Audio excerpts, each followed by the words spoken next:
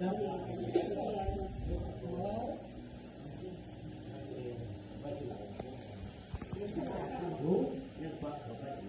nào nó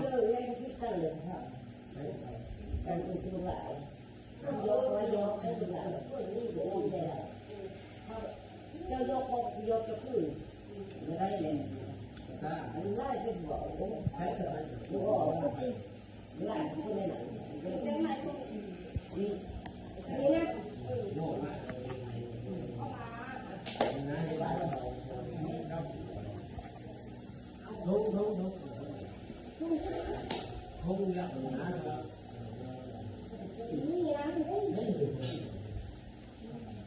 nó không cần phải ra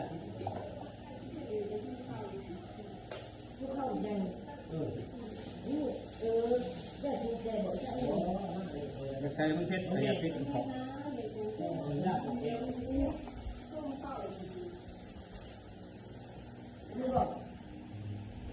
เข้าได้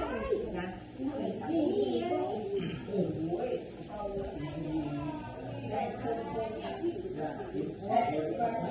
พอพ่อเขาแก้เขาทุกคน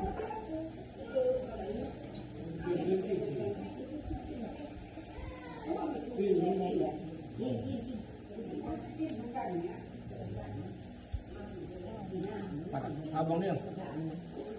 สุดท้าย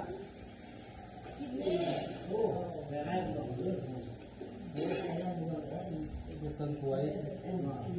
มีแห้งแล้วมีแห้ง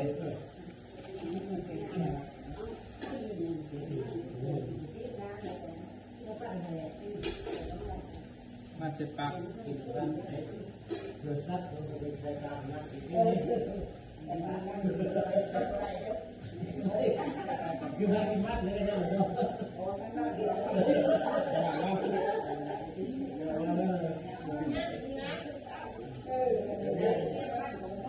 เราคุณนั่งบนเลยอยู่ออกกันคือด้านหัวเลยเนี่ย